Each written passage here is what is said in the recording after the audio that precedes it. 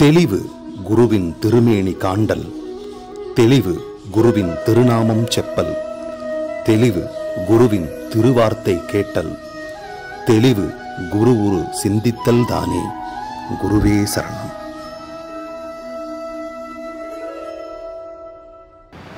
வணக்கம், நான் உங்க ஆத்ம நண்பன் பேசுறேன். பிரம்மஸ்ரீ தவத்திரு திருச்சிற்றம்பல சாது சித்தர் என்னோட குருநாதர் அவர்களுடைய மலர் பாதங்களை வணங்குறேன். இந்த பதிவில் நம்ம ஒரு இன்ட்ரெஸ்டிங்கான விஷயத்த பேச போறோம். சிஷ்யன் ஏன் குருவோட இருப்பில் இருக்கணும், அதுவும் குருவோட இருப்பில் ஏன் அதிகமாக இருக்கணும் அப்படிங்கிற முக்கியமான விஷயத்த பேச போகிறோம். இப்போது பழைய காலகட்டங்கள் நம்ம எடுத்துட்டோம்னா குருகுல கல்வின்னு ஒன்று இருந்துச்சு. குறைந்தபட்சம் 10 வருடங்கள், அதிகபட்சம் 12 வருடங்கள் இருந்தது. அதாவது ஒரு குழந்தை பிறந்துச்சு அப்படின்னா அது 13 வயசு வரைக்கும் தன்னோட தாய் தந்தையோட இருப்பில் இருப்பாங்க.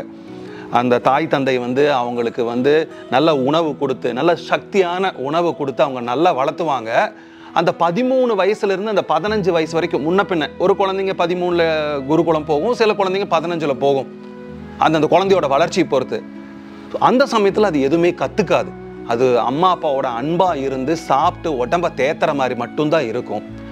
இப்போ ரொம்ப முக்கியமான ஒரு டிரான்ஸ்ஃபார்மேஷன் நடக்க போகுது. ஏன் இந்த 13 வயசுலேருந்து இந்த 15 வயசு இருக்கக்கூடிய குழந்தைங்களை குருகுல கல்வி அடுத்த 10 வருஷமோ 12 வருஷமோ ஏன் குருநாதர் கூட இருந்தாங்க அப்படிங்கிறதுக்கான ஒரு யோக விளக்கம் ஒன்று இருக்குது. என்ன அப்படின்னா, நம்மளோட இது ஜென்ரலாக சொல்ல போனால் விழிப்புணர்வுன்னு சொல்லலாம், இல்லைன்னா நம்மளோட காமசக்தின்னு சொல்லலாம், இல்லை ஒஜாஸ்ன்னு கூட சொல்லுவாங்க. தெய்வ நம்மளோட சிரசில் இருக்கக்கூடிய அந்த விழிப்புணர்வு, தானுங்கிற கர்வம், தானுங்கிற எண்ணம், நான் அப்படிங்கிற தன்மை இங்கே இருந்து கீழே முதுகெலும்பு வழியாக கீழே கீழ்நிலை நோக்கி அந்த சக்தி போகும். இந்த இடத்துல தான் சில தடுமாற்றம். இப்போ இருக்கக்கூடிய மாடர்ன் வேர்ல்டில் நம்ம எல்லாம் பார்க்குறோம். இந்த மீடியாவெல்லாம் எவ்வளோ பெரிய புரட்சி பண்ணியிருக்குது. இந்த ஆபாசமாகட்டும், இல்லை உடலுறவு காட்சிகளாகட்டும், தேவையில்லாத விஷயங்கள் எல்லாம் குழந்தைகளுக்கு எந்த அளவுக்கு போய் சேருது, எப்படி ஒரு 8வது படிக்கிற குழந்தை, ஒரு 10வது படிக்கிற குழந்தை எவ்வளோ தூரம் கெட்டு போயிருக்குது அப்படிங்கிற விஷயத்தெல்லாம் நம்ம பார்க்க முடியுது.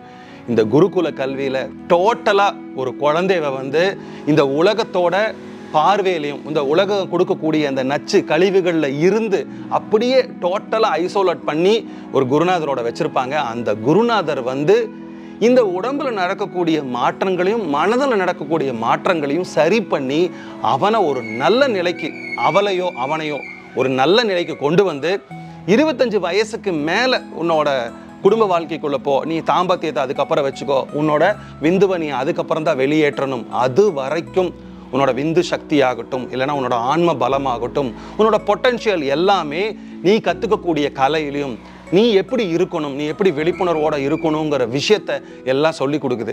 ஆனால் இப்போ இருக்கிற ப்ரெசன்ட் சிச்சுவேஷன், ப்ரெசன்ட் செனரியோவில் நம்ம என்ன பண்ண முடியும்னா, குருநாதரை நம்ம தேடி கண்டுபிடிக்கிறக்குள்ளேயே நமக்கு 25-30 வயசு ஆயிடுது. இதுலேயே நிறைய விஷயங்களில் நம்ம மனதளவுலையும் உடலளவையும் கெட்டு போயிடுறோம். இப்போ குருநாதர்கிட்ட போகிறோம் அப்படின்னா குருநாதரோட இருப்பிலே நம்ம இருக்கிறதுக்கு இந்த வாழ்க்கையில் சாத்தியம் இல்லை.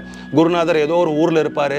நம்ம ஊர் அவரோட ஊர்லேருந்து ஒரு 3 மணி நேரம் 4 மணி நேரம் 6 மணி நேரம் ட்ராவலில் இருக்கும். நம்மளோட பொழப்பை பார்த்து நமக்கு சம்பாதிக்கிறதுக்கே நேரம் பத்த மாட்டேங்குது. நான் போய் எப்படி குருநாதரை பார்க்க முடியும், அவர் கூட எப்படி இருப்பில் இருக்க முடியுங்கிற பிரச்சனைலாம் இப்போ இருக்குது. ஆனால் இதை நான் எதுக்கு சொன்னேன் அப்படின்னா, இப்போ குருநாதர் கூட நீங்கள் மாதத்துக்கு ஒரு டைமு, 2 மாதத்துக்கு ஒரு டைம் போய் குருநாதரை பார்க்குறீங்க.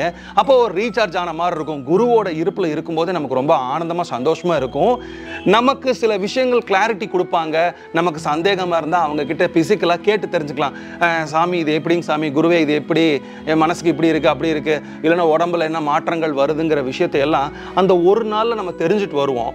இந்த ஒரு நாள் தெரிஞ்சுட்டு வந்த நம்ம மறுபடியும் இந்த உலகத்துக்குள்ளே போகும்போது மறுபடியும் அந்த உலகத்திலிருந்து வரக்கூடிய அந்த நெகட்டிவ் எனர்ஜி ஆகட்டும், இல்லைன்னா நம்ம மனசை மாற்றக்கூடிய சில மாயைகளாகட்டும், இது எல்லாமே நம்மளை என்ன பண்ணுன்னா, இப்போ கலியுகத்தில் ரொம்ப நீங்கள் கஷ்டமெல்லாம் பட வேண்டாம். நம்ம கையிலேயே ஆபத்தை வச்சுட்டு அலைகிறோம். மொபைல் ஃபோன் அதுவே போதும் நம்மளை கெடுத்து குட்டிச்சவர் பண்ணுறதுக்கு. எல்லா விஷயத்தையும் அது பண்ணுது. நல்ல விஷயங்கள் இருந்தாலும் கெட்ட விஷயங்கள் அது அவ்வளோ ஈடுபாடு கொடுக்குது. ஸோ நம்ம என்னன்னா, இந்த குருவோட இருப்பில் இருந்துட்டு திரும்பி உலகியலுக்கு போகும்போது அந்த குருவோட இருந்த தன்மை தன்மையை நம்ம ரீட்டைன் பண்ணுறோமா அப்படிங்கிறதா ஒரு சிஷ்யனுக்கு ரொம்ப ரொம்ப முக்கியம். சிஷ்யத்தன்மைன்னு நான் சொல்கிறது எப்போவுமே இதை தான். நீங்கள் குருவோட இருப்பில் இருக்கும்போது என்ன தன்மையில் இருக்கிறீங்க? ஒரு ஆனந்தத்தில் இருப்பீங்க.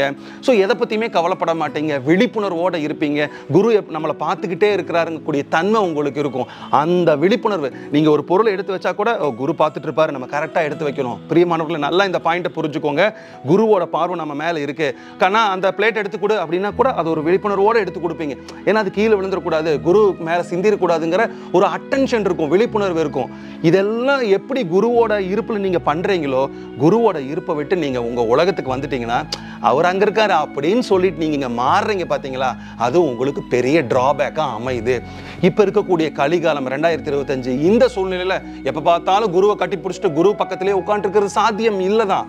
நான் சொல்யூஷன் என்ன சொல்கிறேன் அப்படின்னா, குருவோட இருப்பு எவ்வளவு முக்கியம் அப்படின்னா, உடல் அளவிலையும் மனசளவிலையும் உங்களுக்கு எந்த மாற்றங்கள் வருதோ அதை சமநிலைப்படுத்தக்கூடிய தன்மை குருநாதர்கிட்ட இருக்கு. குருநாதர் என்ன சொல்லி கொடுப்பார் அப்படின்னா, வாழ்க்கையில பிரச்சனைகள் வந்துச்சுன்னா அதை எப்படி சமாளிக்கணும், பிரச்சனைகளை வராமல் பண்ணுறது குருநாதரோட வேலையே இல்லை. உனக்கு பிரச்சனைகளே இருக்காதுன்னு ஆசீர்வாதம் பண்ணுற குருநாதர்கிட்ட போகவே போகாதீங்க. உனக்கு இந்த பிரச்சனை வந்தால் அதை இப்படி சமாளிடா கண்ணா, அதை இப்படி மாத்துடா கண்ணா, இப்படி இருடா கண்ணா, விழிப்புணர்வோட இருறா, எல்லாத்தையும் ஏற்றுக்கடா, செலுத்தும் வழிக்கே செல்றா, ரிலாக்ஸாக இருறா, இந்த இப்போ இருக்கக்கூடிய உலகத்தில் இப்படி தாண்டா கண்ணா இருக்கணும்னு எந்த குருநாதர் சொல்லி கொடுக்குறாரோ அந்த குரு கிட்ட போங்க. ஆனால் அந்த குரு கிட்ட அதிகமாக தொடர்பில் இருங்க. நான் சொல்லக்கூடிய விஷயம் என்னன்னா, நீங்கள் 3 மாதத்துக்கு ஒரு தடவை உங்கள் குரு பார்க்குறீங்கன்னு வச்சுக்கோங்களேன். குரு தான் உங்களை வந்து ஒரு பிளான் பண்ணி கூப்பிடுறாரு, இப்படி ஒரு ஃபங்க்ஷன் இருக்குப்பா வாங்கப்பா அப்படின்னா குரு சொல்லிட்டாரு, அது குருவோட கட்டளை. குரு சொல்றதுக்காக ஓடுனா அங்கே வந்து சிஷ்யத்தன்மை இல்லை, அங்கே குருத்தன்மை தான் இருக்குது. நல்லா புரிஞ்சுக்கோங்க. சீடத்தன்மைனா என்னன்னா, காரணமே இருக்கக்கூடாது. எதுக்குடா என்ன பார்க்க வந்தேன்னு குருநாதர் உங்களை கேட்டாரு அப்படின்னா அங்கே பதில் சொல்றதுக்கு ஒன்றுமே இருக்கக்கூடாது, கண்ணீர் மட்டும்தான் பதிலாக இருக்கணும்.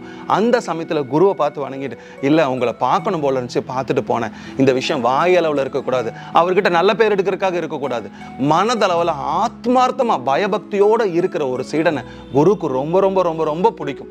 ஸோ குரு கூப்பிடாம நீங்கள் போங்க குருவை பார்க்கறதுக்கு, அந்த குருவில் இருப்பில் இருங்க. அவர்கிட்ட போனால் கொஞ்சம் சார்ஜ் பண்ணிட்டு வந்தால் அதுக்கப்புறம் இந்த உலகத்தில் போய் போராடுங்க. அடுத்த ரொம்ப முக்கியமான டெக்னிக் சொல்லி கொடுத்துட்டு இந்த பதிவை நிறைவு பண்ணுறேன்.